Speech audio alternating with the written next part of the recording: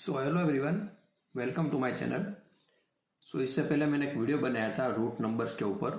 उसमें मैंने addition, subtraction, multiplication और डिवीजन के बारे में बताया था। तो उस पर आप लोगों ने कमेंट भी किए थे। तो उस पर मैंने आज एक और वीडियो बनाने वाला हूँ जिसमें मैं केवल मल्टीप्लिकेशन और डिवीजन को इंक्लूड करूँगा और उसके बारे में कुछ एग्जाम्पल दूंगा जिससे आप बिना कैलकुलेटर की मदद से भी कर सकते हैं सॉल्व बहुत ही आसानी से। अगर आप नए हैं तो चैनल को सब्सक्राइब कर सकते हैं। अगर आपको वीडियो पसंद है तो लाइक कर सकते हैं। बिना कोई टाइम वेस्ट किए शुरू करते हैं। पिछले वीडियो में जब मैंने इस पे बनाया था तो मैंने उस पर कई एग्जाम्पल भी लिए थे। तो आज मैं कुछ और एग्जाम्पल लेने वाला हूँ जो थोड़े उस एग्जाम्पल से अलग हो गए। तो सबसे पहला अगर एग्जाम्पल की मैं बात करूँ, अगर मान लीजिए ये है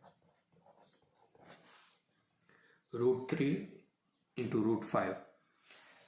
इस चीज़ को कैसे लिखते हैं वो मैंने उस वीडियो में बताया है।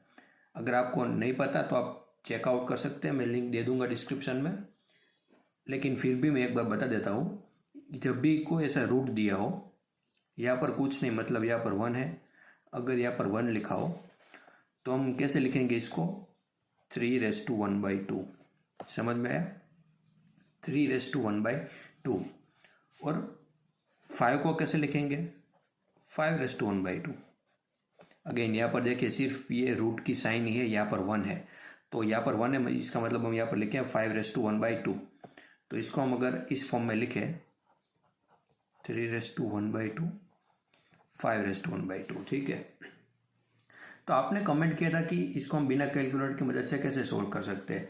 तो इसका आप सोल्व नहीं कर सकते, आप सिर्फ इसको कैलकुलेटर की मदद से ही सोल्व कर सकते हैं। अगर आपकी एग्जाम में कैलकुलेटर लेना अलाउड नहीं है तो इसका मतलब आपका आंसर यही होगा। इसको आप कुछ आसान तरीके से सोल्व नहीं कर सकते हो, ठीक है। तो ये इसका आंसर यही होगा।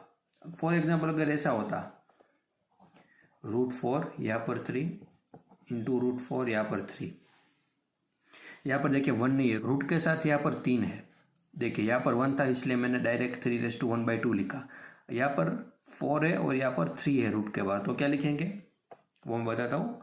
तो उसको लिखेंगे 4⁻1/3। जो भी यहाँ पर नंबर होगा यहाँ पर छेद में आ जाएगा। यहाँ पर कुछ नहीं जाए तो 2, यहाँ पर 3 है तो 3, अगर यहाँ पर 4 होता तो यहाँ पर हम लेंगे 4, 5 होता तो 5, ऐसे ही 4 यहाँ पर, इसको भी ऐसे ही लिखेंगे। यहाँ पर 3 है तो 4⁻1/3।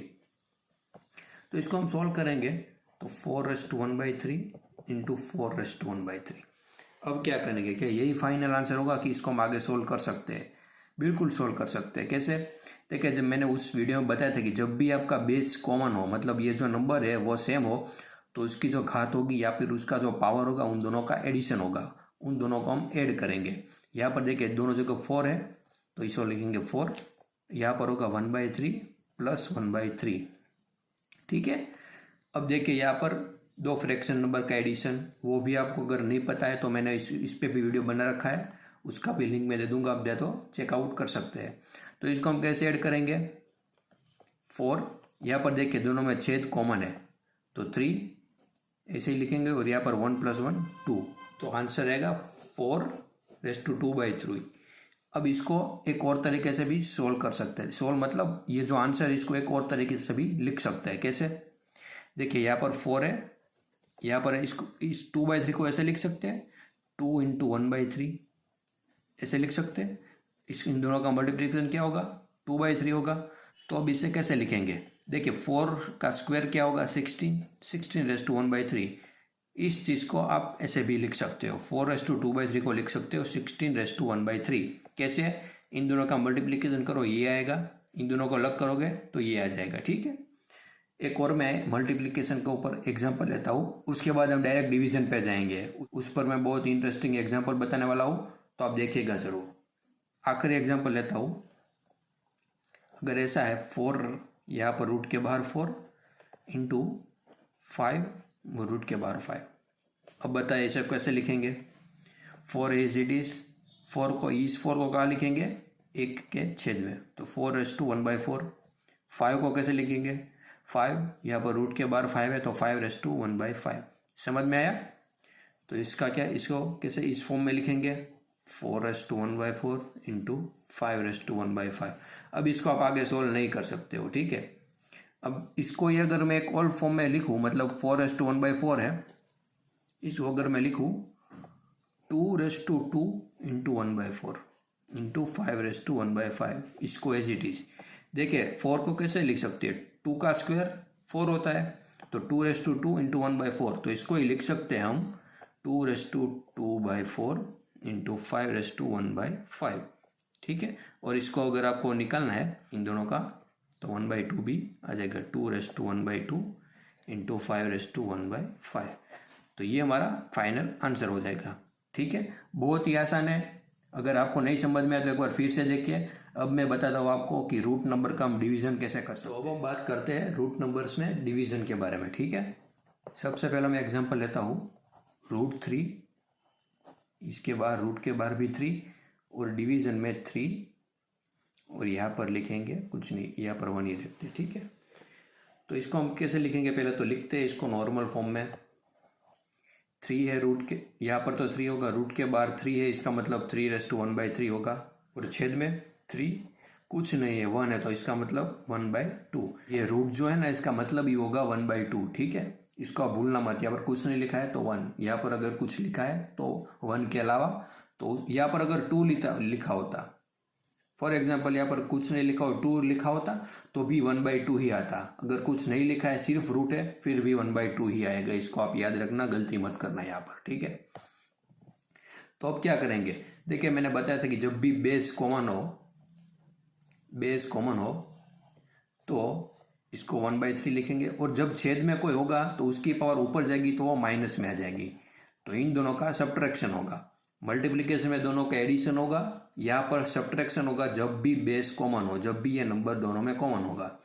तो अब इसका सब्ट्रैक्शन कैसे होगा, इस पर भी मैंने वीडियो बनाया है, उसका लिंक भी डिस्क्रिप्शन में मिल जाएगा आपको, फ्रैक्शन नंबर, वो चेकआउट कर लीजिए। तो इसको कैसे सोल्व करेंगे, सबसे पहले इन दोनों का एलसीएम निकालेंगे, 3 और 2। तो सबसे पहले 2 के पहाड़े में 3 नहीं आता, तो 3 एज इट इज लिखेंगे, 2 इंटू 1 2, ये 1 आ गया, मतलब ये अब इसको हम कुछ नहीं करेंगे। फिर आ गया 3 इंटू 1 3, ये 1 एज इट इज, दोनों जगह 1 आ गया, मतलब हमारा आंसर आ गया। तो एलसीएम क्या होगा इन दोनों का मल्टीप्लिकेशन, 2 इंटू 3 क्या होगा 6।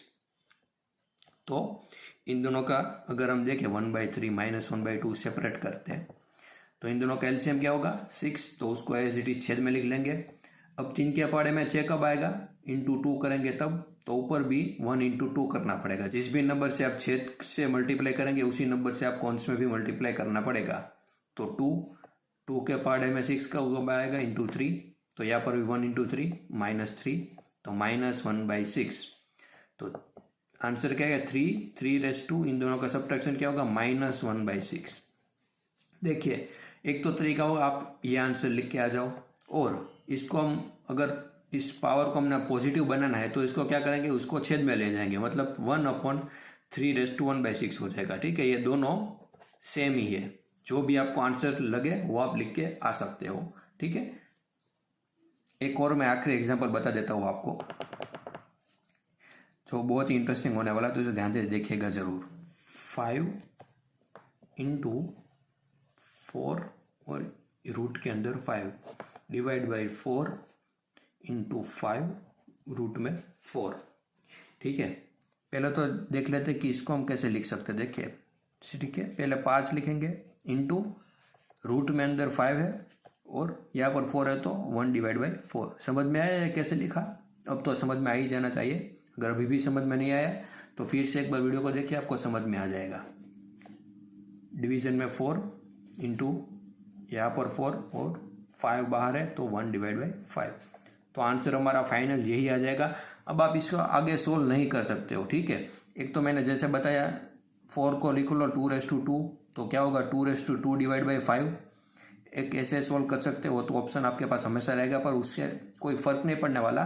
तो हमारा फाइनल आंसर यही होगा। इसको हम केवल कैलकुलेटर की मदद से ही सोल्व कर सकते हैं। अगर आपके एग्जाम में कैलकुलेटर नहीं है तो इसका मतलब आपको ये भी सोल्व करने की ज़रूरत नहीं पड़ेगी, आपका जो फाइनल आंसर आएगा वो भी यही आएगा। ठीक है, तो उम्मीद करता हूँ कि आपको ये सब कुछ समझ में आया, बहुत ही ईजी था। इससे ऊपर मैंने पहले वीडियो बना रखी है, वो भी देख लीजिए, ये भी देख लीजिए, तो आपका सारे कंसेप्ट क्लियर हो जाएंगे। अगर फिर भी कोई डाउट आ रहा है तो कमेंट बॉक्स में आप बिल्कुल पूछ सकते हैं, तो मैं आपको आंसर देने की पूरी कोशिश करूँगा।